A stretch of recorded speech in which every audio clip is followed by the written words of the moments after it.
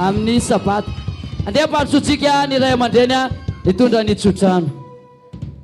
Le mitondra vilia sotro ihany fa tsy mitondra vary sy laoka. Aleo azava le resaka. Zay vilia dia sotro fa vary sy laoka baba be tsika amin'ny herin'ny androany. Tehaka mafy an Jesosy. Tena voninahitra ao an'Andriamanitra fa dia fiangonana mahay mifety zany Ambohimalaza izany. Halleluja.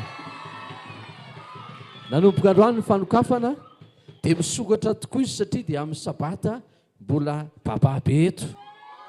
Halleluja.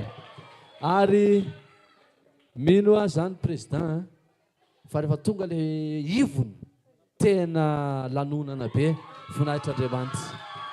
Tehaka mafy an Jesosy. Dia tsika hivavaka ary andray ny tsodrano dia hilahatra efa nisakazakazaka be zany fa nentsika an'le ballon mety fa tsy maninona va dia mafy an tompo. Halleluja. Hivavaka tsika ary.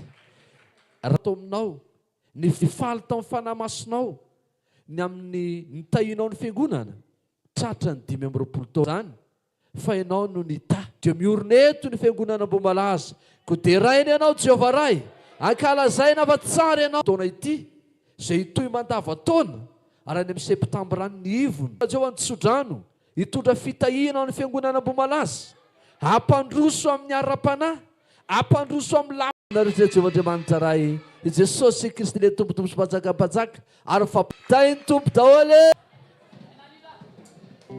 Vahiny mandeha aloha.